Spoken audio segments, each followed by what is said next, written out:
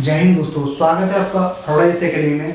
हमारी जो politics series चलाई जा रही थी उसी के अंतर्गत अब तक हमने पिछली वीडियो में पंचायतों को अच्छे से ख़त्म कर लिया है और कहाँ कहाँ से क्वेश्चन बन सकते थे उनकी भी हमने चर्चा कर ली है।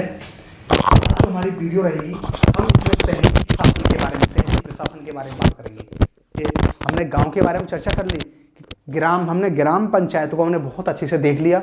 अब हम देखेंगे जो शहरों में जो प्रशासन होता है, क्योंकि शहरों में पंचायतें तो नहीं होती हैं, तो शहरों में किस किस प्रकार के, जैसे नगर पालिका, नगर निगम, नगर आयुक्त, तो इन सब के बारे में चर्चा करेंगे। और इनसे संबंधित जो कौन सा संविधान संशोधन है उनके बारे में चर्चा करेंगे। यानी कि जो 74वां संविधान संशोधन है उसके बारे में कौन कौन सी प्रावधान दिए गए थे, ठीक है। उसके बाद थोड़ा इसका ऐतिहासिक बैकग्राउंड भी देखेंगे, ठीक है। तो चलिए अब बिना समय देरी गवाए शुरुआत करते हैं अपने लेक्चर की और जल्दी से इसको फिनिश करते हैं एग्जाम ओरिएंटेड हिसाब से, ठीक है। तो देखो, पहले हम आपको थोड़ा बता दें कि हम यहाँ पर आपको जो पढ़ा रहे हैं वो नगर निगम के बारे में पढ़ा रहे हैं, ठीक है। नगर निगम के बारे में, ठीक है, क्योंकि हमने ग्राम पंचायतों को हमने अच्छे से पढ़ लिया था। उसके बाद जो अगला हमारा टॉपिक था, अगला टॉपिक हमारा यही था। तो देखो अब हम थोड़ा आपको अच्छे से बताते हैं कि करके आपको स्टार बताते चलेंगे कहाँ कहाँ आपको स्टार लगाना है और कहाँ आपको स्टार नहीं लगाना है, ठीक है भाई। चलिए देखो, पहले हम देते हैं परिचय हल्का सा। परिचय में क्या है, परिचय में आपको थोड़ा मैं ये बता दूं कि आखिर जो शहरी प्रशासन होता है वो कैसे कैसे होता है और वो किस अनुसूची में है, किस अनुच्छेद में है, तो उसके बारे में आप देख लो। यहाँ से थोड़े एक दो क्वेश्चन बन सकते हैं। देखो, गांव के स्तर पर पंचायत और शहर के स्तर पर नगर निगम, यानी कि जो गांव के स्तर पर हैं शासन करने के लिए वो पंचायतें कहलाती हैं। अब हम शहर की बात करते हैं कि शहर में शासन कौन करेगा, तो उसको बोलते हैं नगर निगम। नगरीय शासन प्रणाली को 74वें संविधान संशोधन 1992 द्वारा संवैधानिक दर्जा मिला था। आप इस पर स्टार लगा लेना। आप फिर डायरेक्ट क्वेश्चन पूछा जाएगा कि शहरी प्रशासन किस संविधान संशोधन अधिनियम से संबंधित है, यानी कि जो शहर का जो प्रशासन है वो किस अधिनियम से संबंधित है। 73, 74, 69, 64। तो आपको याद रखना है 74वें संविधान संशोधन जो है वो शहरी प्रशासन से संबंधित है। अब देखो, केंद्रीय स्तर पर नगरीय स्थानीय शासन 3 मंत्रालयों से संबंधित है, यानी कि जो शहरी प्रशासन है, जो नगरीय प्रशासन है, उस 3 मंत्रालय अटैच होते हैं, यानी कि 3 मंत्रालयों से संबंध होकर वो काम करता है। पहला कौन कौन सा, आवास और शहरी मंत्रालय, ठीक है। जो शहरों में जो आवास मिलते हैं, ठीक है, वो इसी मंत्रालय के द्वारा मिलते हैं। शहरी आवास और शहरी मंत्रालय के द्वारा ही जो क्वार्टर बनाए जाते हैं शहरों में वो इसी के अंतर्गत बनाए जाते हैं। अगला है रक्षा मंत्रालय, कैंटोनमेंट बोर्ड के मामले, ठीक है, ये भी इससे संबंधित है शहरी प्रशासन से। अगला है गृह मंत्रालय और संघीय क्षेत्रों के मामले, यानी कि 3 मंत्रालय हैं जो शहरी प्रशासन से डायरेक्ट संबंध रखते हैं। आपको इस पर स्टार लगा लेना है, ठीक है। आगे हम अब थोड़ा ऐतिहासिक बैकग्राउंड देखते हैं। देखो, यदि हम ऐतिहासिक परिप्रेक्ष्य की बात करें तो आपको एक लॉर्ड रिपन का नाम याद आ रहा होगा, लॉर्ड रिपन, ठीक है। क्योंकि लॉर्ड रिपन को यदि हम देखें तो इसी ने सबसे पहले स्थानीय स्वशासन की जो शुरुआत की थी वो इसी ने की थी। स्थानीय स्वशासन की जो शुरुआत की थी वो लॉर्ड रिपन के द्वारा ही शुरू की गई थी। तो हम उसके बारे में थोड़ा थोड़ा पढ़ लेते हैं, पढ़ लो। पहला है ब्रिटिश काल के दौरान यह आई थी, यानी कि जो नगर निगम यानी कि जो शहरी प्रशासन की जो बात आई थी वो ब्रिटिश के समय ही आ गई थी। सबसे पहले काम मद्रास 1687 से 1688 में पहला नगर निगम बना था मद्रास में। आपसे क्वेश्चन पूछा जाएगा कि पहला नगर निगम कहां बना था, मद्रास में। डेट नहीं पूछी जाएगी लेकिन मद्रास पे स्टार लगा लेना। मद्रास आपसे पूछा जाएगा कि पहला जो नगर निगम है वो कहां बना था, मद्रास में। अगला है 1726 में दूसरा कहां बना था, मुंबई तथा कलकत्ता। डेट याद रखो तो रख लेना, लेकिन डेट की जरूरत नहीं, लेकिन हाँ इतना याद रखना कि दूसरा बना है बंबई और कलकत्ता में। यानी कि दूसरा जो भारत में जो दूसरा नगर निगम बना है ब्रिटिश के दौरान वो बना है बंबई और कलकत्ता में। इस पर आप स्टार लगा लेना। अगला है 1870 में, वेरी वेरी मोस्ट इंपोर्टेंट, इस पर स्टार लगा लेना आप, कि 1870 में लॉर्ड मेयो द्वारा, ये गवर्नर था, लॉर्ड मेयो द्वारा वित्त का विकेंद्रीकरण किया जाए, यानी कि लॉर्ड मेयो ने ये कहा था कि 1870 में कि जो पैसा है हमारे पास, जो केंद्र के पास, जो अंग्रेजों के पास जो एक सुप्रीम पावर थी, उसके पास जो पैसा है उसका क्या, उसका विकेंद्रीकरण किया जाए। यानी कि उस पैसे को क्या है कि अब शहरी प्रशासन में पैसा दिया जाए। मतलब देखो विकेंद्रीकरण का मतलब क्या होता है, यह है सुप्रीम पावर।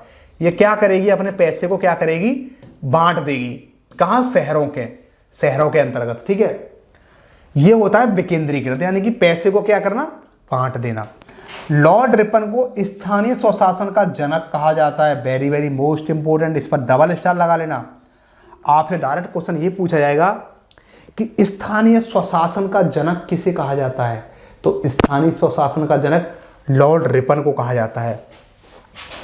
स्थानीय स्वशासन 1882 में लागू हो गया था। आप इस पर स्टार लगा लेना, आपसे क्वेश्चन पूछा जाएगा कि स्थानीय स्वशासन अंग्रेजों के जमाने में कब लागू हो गया था, 1882 में। उल्लेखनीय है कि उस समय उन्हें मुकामी बोर्ड कहा जाता था, यानी कि उन्हें उनको लोकल बोर्ड कहा जाता था। क्योंकि नगर निगम जो कंसेप्ट है, ये तो 74वें संविधान संशोधन का नया कंसेप्ट है, लेकिन इसी की आधार या इसी का हम एक मान सकते हैं, एक रूपरेखा या प्रारूप मान सकते हैं लोकल बोर्ड को। जो लोकल बोर्ड था अंग्रेजों के जमाने का, उसी का जो नया वर्जन है वो नगर निगम है। यानी कि अंग्रेजों के जमाने में लोकल बोर्ड था, वर्तमान में नगर निगम है। इतनी बात क्लियर हुई। अब हम आगे देखते हैं। आगे आप पढ़ोगे थोड़ा सा, इसमें 1907 में रॉयल कमीशन ऑन डिसेंट्रलाइजेशन की नियुक्ति हुई, जिसने 1909 में अपनी रिपोर्ट सौंपी। इस आयोग के अध्यक्ष हॉब हाउस थे। यहां पर आप स्टार लगा लेना।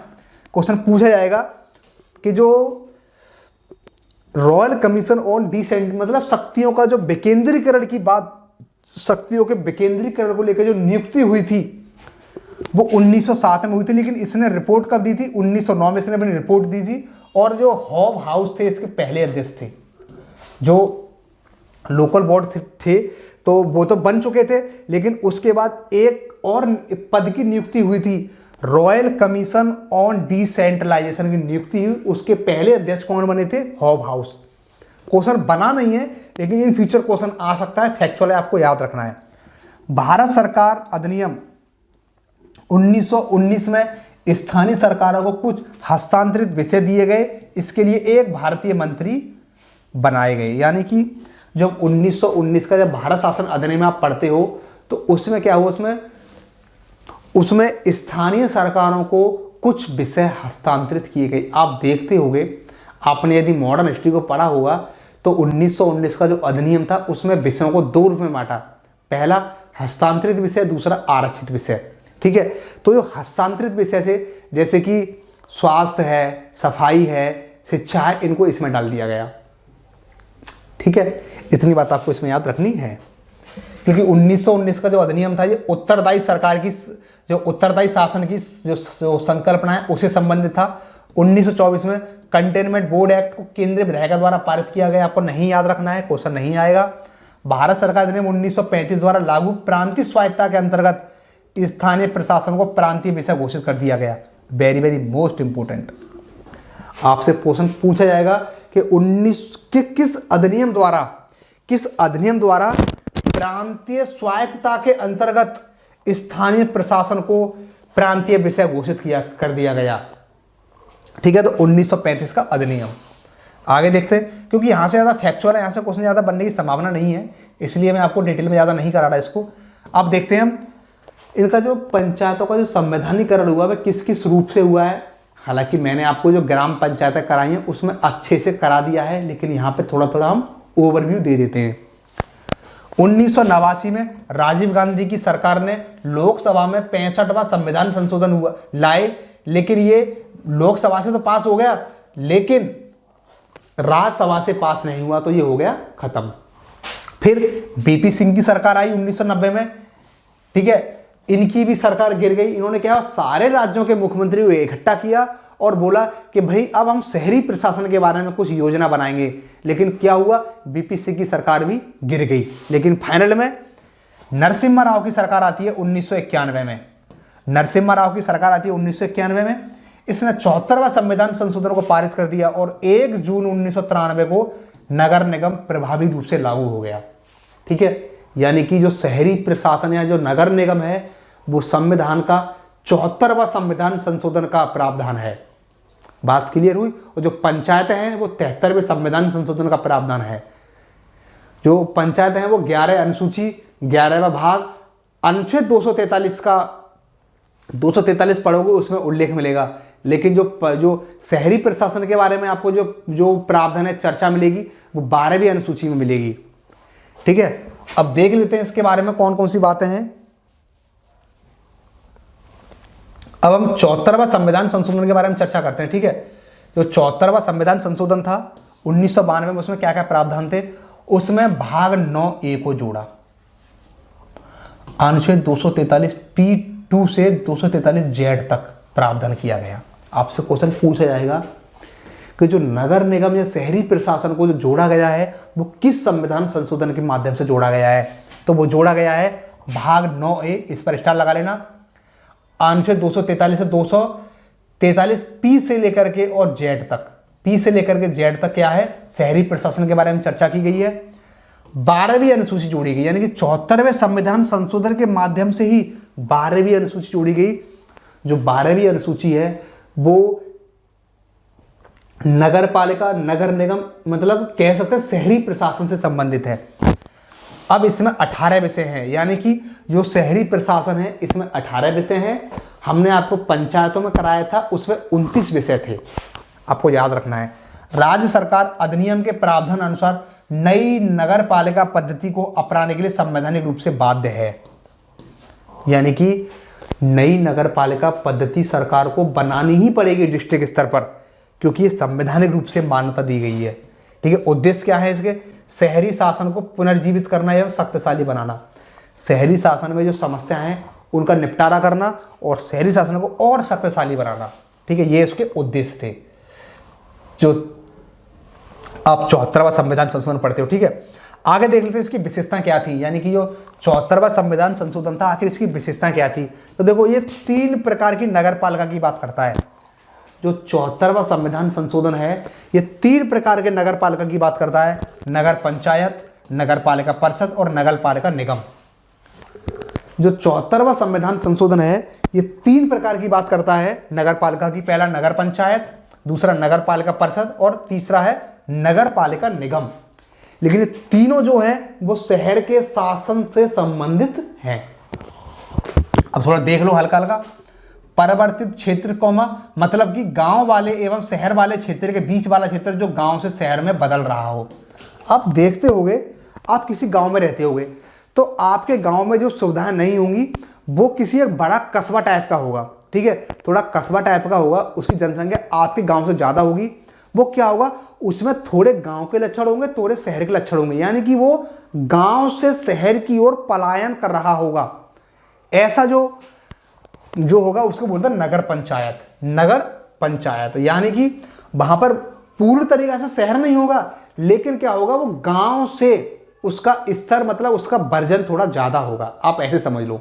ठीक है, ऐसे गांव में क्या है, कुछ सुविधाएं, जैसे गांव में सिनेमा हॉल ना हो, लेकिन जो आपके पास एक कस्बा हो, जो बड़ा कस्बा हो, थोड़ा शहर टाइप का हो, तो वहां पर क्या हो, वहां सिनेमा हॉल भी हो, अच्छे स्कूल भी हो। ठीक है, तो एक ट्रांजिशन फेज वाला जो होगा एरिया वो होगा नगर पंचायत। नगर पालिका जो परिषद होता है ये छोटे जो शहरी क्षेत्र होते हैं। नगर पालिका जो परिषद जो बनेगी वो कहाँ बनेगी, जो छोटे शहर होते हैं। जैसे कि अब जो मतलब एक तो होता है जिला हमारा, वो ज़्यादा बड़ा हो जाता है, एक जिला से भी छोटा शहर होता है, वहाँ बनेगा नगर पालिका परिषद। ये होता है नगर पालिका निगम। नगर पालिका निगम तो आप जानते ही हो, ये बड़े शहरी क्षेत्र होते हैं, यानी कि आप डिस्ट्रिक्ट स्तर पर इसको समझ सकते हो। जो नगर पालिका निगम होता है ये बड़े शहरी क्षेत्रों के लिए होती है। हालांकि यहाँ से क्वेश्चन नहीं बनेंगे, आप बेटेंशन रहिए, क्योंकि ये कंसेप्ट के लिए हैं। अब थोड़ी हम संरचना की बात कर दो, यहाँ से संरचना से क्वेश्चन बन सकते हैं। ठीक है, तो संरचना से क्वेश्चन बन सकते हैं, तो संरचना को हम अच्छे तरीके से देखते हैं। लोगों द्वारा प्रत्यक्ष रूप से चुने जाएंगे, यानी कि जो शहरी जो नगर निगम के जो प्रत्याशी होंगे उन्हें जनता प्रत्यक्ष रूप से चुनेगी। नगर पालिका को निर्वाचन क्षेत्रों में बांटा जाएगा, वहाँ के लोग वोट डालेंगे, यानी कि क्या होगा, क्षेत्र को नगर मतलब बांट दिया जाएगा। कि यहाँ से ये खड़ा होगा, यहाँ से ये खड़ा होगा, यहाँ से ये खड़ा होगा, इस तरीके से इसे बांट दिया जाएगा। अगला है राज्य विधानमंडल बताएगा कि अध्यक्ष किस प्रकार से चुना जाए, यानी कि जो नगर पालिका जो निगम है इसका अध्यक्ष किस प्रकार से चुना जाए, इसका जो निपटारा है वो कौन करेगा, राज्य का विधानमंडल करेगा। ठीक है, राज्य का विधानमंडल करेगा। अगला है अगर किसी व्यक्ति को नगर पालिका के प्रशासन का विशेष ज्ञान हो तो उसे नगर पालिका में बिना वोट के चुना जा सकता है, पर वो व्यक्ति किसी मामले में वोट नहीं दे सकता। यानी सपोज करो अगर किसी व्यक्ति को शहरी प्रशासन, शहरी शासन के मामले में बहुत अच्छी जानकारी हो, पढ़ा लिखा हो, तो उसे क्या होगा, ध्यान रखना, नगर पालिका में उसे बिना वोट के चुना जा सकता है। पर वह व्यक्ति अगर कहीं पर थोड़ी वोटिंग की बात आती है तो वह व्यक्ति किसी को वोट नहीं कर सकता, क्योंकि उसको जनता ने नहीं चुना है, बल्कि उसको योग्यता के आधार पर चुना गया है। ठीक है, लोकसभा और राज्य विधानसभा के सदस्यों का प्रतिनिधित्व मिल सकता है अगर वह नगर पालिका वाले क्षेत्र से आते हैं। यानी कि लोकसभा और राज्य विधानसभा यानी सांसद और एमएलए सदस्यों को प्रतिनिधित्व मिल सकता है। यानी कि सपोज करो, यदि ध्यान रखना, विधायक भी नगर पालिका प्रशासन में पार्टिसिपेट कर सकता है। ठीक है, सांसद भी नगर पालिका जो शासन होता है उसमें पार्टिसिपेट कर सकता है। ठीक है, वो उसमें बैठ सकता है, काम कर सकता है। ठीक है, राज्यसभा और राज्य विधान परिषद के सदस्य जो नगर पालिका क्षेत्र में मतदाता के रूप में पंजीकृत हों उन्हें भी प्रतिनिधित्व मिल सकता है। यानी कि जो नगर पालिका क्षेत्र जो उनका पड़ता है, यानी कि जो राज्यसभा है और जो विधान परिषद है उनके सदस्य हैं, वो नगर पालिका क्षेत्र में मतदाता के रूप में पंजीकृत हैं। यानी कि उस एरिया में उनकी वोटर लिस्ट है उसमें उनका नाम है, वो पंजीकृत हैं, तो उनको भी प्रतिनिधित्व मिल सकता है शहरी प्रशासन में। समिति के अध्यक्ष, वार्ड समितियों के अतिरिक्त जो समिति के अध्यक्ष होते हैं उनको भी प्रतिनिधित्व मिल सकता है। इतनी बात क्लियर हुई। चलो हम थोड़ा आगे बढ़ते हैं। अब हम देखते हैं वार्ड समितियां क्या होती हैं, पदों का आरक्षण क्या होता है। ठीक है, अब हम थोड़ी प्रमुख विशेषताएं देख लेते हैं। ठीक है, प्रमुख विशेषताएं किसकी देख लेते हैं, नगर निगम की प्रमुख विशेषताओं के बारे में हम चर्चा कर लेते हैं। अब देखो वार्ड समितियां जो होती हैं, वार्ड समितियां जो बनती हैं वो कैसे बनाई जाती हैं उसके बारे में देखते हैं।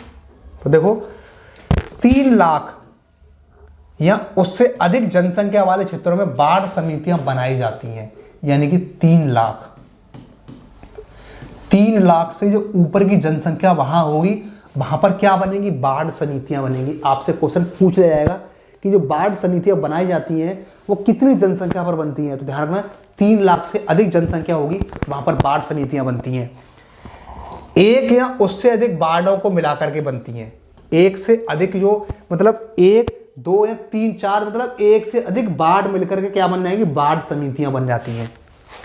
इसके लिए राज्य विधायिका उपबंध बना सकती है। यानी कि जो राज्य की जो विधायिका है, राज्य का विधानमंडल है, वो वार्ड समितियों के लिए कुछ प्रावधान बना सकता है। आपसे क्वेश्चन पूछा जाएगा कि वार्ड समितियों के लिए जो प्रावधान बनाने का अधिकार किसको दिया गया है, राज्य के विधानमंडल को। यानी कि उस राज्य के विधानमंडल को जिसमें समितियां बन रही हैं। पदों का आरक्षण के बारे में बात कर लें हम। SC, ST और महिलाओं को आरक्षण उनकी जनसंख्या के अनुपात और कुल नागरिक को जनसंख्या अनुपात में आरक्षण मिल सकता है। यानी कि इसका मतलब ये है, महिलाओं को जो शहरी प्रशासन में जो आरक्षण मिलेगा वो 1/3 मिलेगा, कुल सीटों का 1/3 मिलेगा, और SC और ST को जो रिजर्वेशन मिलेगा उनकी जनसंख्या के आधार पर मिलेगा। ठीक है, जनसंख्या के आधार पर उनको रिजर्वेशन मिलेगा। अब नगर पालिकाओं का कार्यकाल कितना होता है, वही बात 5 वर्ष का होता है। अगर पहले विघटित हो जाए तो 6 महीने के भीतर चुनाव कराने होंगे। ठीक है, 6 महीने के भीतर चुनाव कराने होंगे। वही बात है, यदि 5 साल कार्यकाल होता है लेकिन अगर पहले विघटित हो जाती हैं तो जो बचे हुए कार्यकाल के लिए व्यक्ति चुना जाएगा, वो बचा हुआ कार्यकाल पूरा करेगा, उसके बाद नए सिरे से चुनाव होंगे। लेकिन 6 महीने के भीतर 6 महीने के अंदर उस बचे हुए कार्यकाल के लिए चुनाव होना अनिवार्य है। मैंने आपको अच्छे से बताया है पंचायतों के बारे में। ठीक है, उसको आप देख लेना। अब पढ़ते हैं निहरता के बारे में। ठीक है, जो निहरता यानी कि निहरता का मतलब होता है अयोग्यता, अयोग्य। ठीक है, किन किन आधारों पर व्यक्ति को अयोग्य घोषित कर दिया जाएगा। यानी कि अगर नगर पालिका में यानी नगर निगम या नगर पालिका में किसी व्यक्ति को अयोग्य घोषित करने का अधिकार किसको है? तो ध्यान रखना, अगर राज्य सरकार कोई विधि बनाए तो उसके तहत निर्हत घोषित किया जा सकता है। यानी कि किसी व्यक्ति को अयोग्य घोषित करने का अधिकार किसको है? उस राज्य की सरकार को। अब हम शक्तियां और कार्य पढ़ लेते हैं। राज्य सरकार चाहे तो नगर पालिका को कुछ शक्तियां सौंप सकती है। यानी कि राज्य सरकार चाहे तो नगर पालिका को कुछ शक्तियां सौंप भी सकती है। ठीक है, आगे देखो। अब कर इकट्ठा करने का अधिकार, नगर पालिका को कर इकट्ठा करने का, यानी कर को, टैक्स को इकट्ठा करने का अधिकार है। आर्थिक विकास और सामाजिक न्याय के कार्यक्रमों को तैयार करना, आर्थिक विकास और सामाजिक न्याय कार्यों को कार्यान्वित करना, इसमें 18 मामले हैं। यानी कि जो नगर निगम होता है या शहरी प्रशासन होता है उसमें कितने हैं? 18 विषय हैं। लेकिन हमारे पंचायतों में कितने विषय थे? पंचायतों में थे 29 विषय। राज्य निर्वाचन आयोग की क्या भूमिका है? पंचायत व नगर पालिका के चुनाव करवाएगा। यानी कि जो पंचायतों के और जो नगर पालिका के जो चुनाव कराने का जिम्मा है वो राज्य की सरकारों को ही है। ठीक है, और राज्य सरकार का मतलब क्या? राज्य का निर्वाचन आयोग। ठीक है, अब थोड़ा वित्त आयोग की भूमिका देख रहे थे। वित्त आयोग की भूमिका क्या है? यानी कि वित्त आयोग हर 5 वर्ष में गठित होगा। काम क्या है? नगर पालिका की स्थिति को देखेगा। नगर पालिका को कर इकट्ठा करने की शक्ति दी जाती है। यानी कि वित्त आयोग की हर 5 साल में वित्त आयोग का गठन होता है। राज्य के द्वारा इनको अनुदान, यानी कि राज्य के द्वारा इनको पैसा दिया जाता है। इनको पैसा कहाँ से मिलता है? राज्य के द्वारा मिलता है। केंद्र के वित्त आयोग द्वारा भी इनको पैसा दिया जाता है। यानी कि जो शहरी पंचायतें हैं और जो ग्राम स्तर की पंचायतें, इन दोनों को पैसा राज्य से मिलता है और केंद्र से भी मिलता है।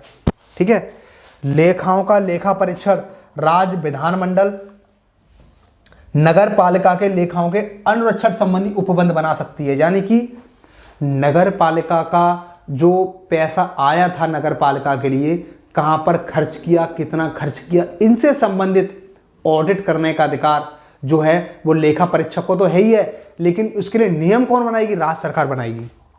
ठीक है, इतनी बात क्लियर हुई। अब हम आगे देखते हैं।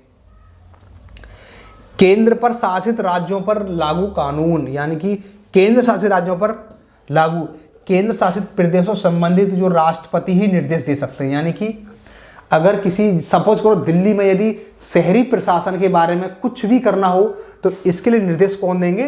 राष्ट्रपति देंगे। छूट प्राप्त क्षेत्र जो है, यह अधिनियम एसटी एससी पर लागू या आदिवासियों पर लागू नहीं होगा। छूट प्राप्त क्षेत्र जो है यह अधिनियम एससी एसटी पर लागू या अधिनियम आदिवासियों पर लागू नहीं हो। इस पर स्टार लगा लेना। आपसे यह क्वेश्चन पूछा जाएगा कि जो 73वां संविधान संशोधन अधिनियम है उसमें कुछ छूट प्राप्त क्षेत्र हैं, क्या उनमें भी एससी एसटी और आदिवासियों का आरक्षण मिलेगा? नहीं मिलेगा। ठीक है, उन पर लागू नहीं होता है ये। अब आगे देख लेते हैं। अब हम आगे इसमें देखें,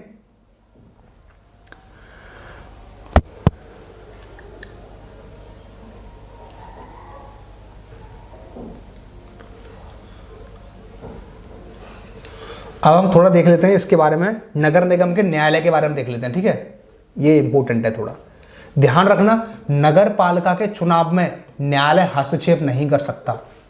नगर पालिका का जो, या फिर जो नगर पालिका या नगर निगम का चुनाव है, शहरी चुनाव है, उसमें न्यायालय हस्तक्षेप नहीं कर सकता। अब हम 12वीं अनुसूची, यानी कि जो 74वां संविधान संशोधन है उसने 12 अनुसूचियों के बारे में चर्चा की है, तो हम उनके बारे में देख लेते हैं क्या क्या बात बोली है। तो ध्यान रखना है, जो 12वीं अनुसूची है उसमें कितने 18 विषय है ना। तो देखो, नगरीय योजना, भूमि का उपयोग कैसे करना है, आर्थिक एवं सामाजिक विकास करना है, सड़क एवं पुल बनाने हैं, व्यापारिक क्षेत्र को विकास करना है, स्वच्छता संबंधित, ठीक है, अग्निशमन यानी फायर ब्रिगेड यानी कि आग लगने से संबंधित, पर्यावरण का संरक्षण करना है, कमजोर वर्गों के हितों का संरक्षण करना है, नगरीय निर्धनता का उन्मूलन यानी कि जो नगर में जो गरीब लोग हैं उनको आवास उपलब्ध कराना, उनको भोजन की सुविधा उपलब्ध कराना है, ये भी इसी के अंतर्गत आता है। पार्क हैं, उद्यान हैं, मैदान हैं, इनकी रक्षा करना, इनको बनाने का काम किसको है? ये सब 12वीं अनुसूची के अंतर्गत आते हैं। ठीक है, इसके बाद है सांस्कृतिक शैक्षणिक आयामों की अभिवृद्धि यानी कि जो सांस्कृतिक कार्यक्रम होते हैं, ठीक है, जो शैक्षिक गतिविधियों को जो बढ़ाएं, ठीक है, उनसे संबंधित, तो ये सब 12वीं अनुसूची के अंतर्गत आते हैं। ठीक है, सबको गाड़ना यानी कि जो मृत्यु के बाद जो बॉडी को जो विघटन यानी बॉडी को जो गाड़ना होता है, जलाना होता है, तो उन संबंधित प्रावधान 12वीं अनुसूची के अंतर्गत आते हैं। पशुओं के प्रति क्रूरता का निवारण, ऐसा ना हो कि जो शहरों में जो पशु हैं उनके साथ आप क्रूरपूर्ण व्यवहार करो, ऐसा नहीं कर सकते आप। जन्म मृत्यु से संबंधित सांख्यिकी, विद्युत व्यवस्था और शोध शाखाएं, ये सब क्या है, ये सब 12वीं अनुसूची के विषय हैं, 18 विषय। ठीक है, अब हम आगे देखते। आपसे क्वेश्चन पूछ लिया जाएगा कि जो इनमें से कौन सा शहरी प्रशासन से संबंधित है। आपसे ऐसा आएगा क्वेश्चन कि शहरी प्रशासन या फिर नगर निगम से संबंधित विषय सम्मिलित है। तो पहला आएगा अग्निशमन, पर्यावरण संरक्षण, व्यापारिक। अब अगला आ जाएगा इसमें कर को इकट्ठा यानी चुंगी या फिर कर को इकट्ठा करना। तो चुंगी और कर को इकट्ठा करने का अधिकार पंचायतों को है और ये बाकी 3 किससे संबंधित है, शहरी प्रशासन से संबंधित हैं। इतनी बात क्लियर हुई। अब देखो, अब हम थोड़ा थोड़ा अगली वीडियो में हम इसको अच्छे से खत्म कर लेंगे। इसके बाद ये टॉपिक भी हमारा अच्छे से खत्म हो जाएगा और यहाँ से कहाँ से क्वेश्चन बन सकते थे उनकी हमने अच्छे से चर्चा कर ली। चलिए ठीक है, थैंक यू।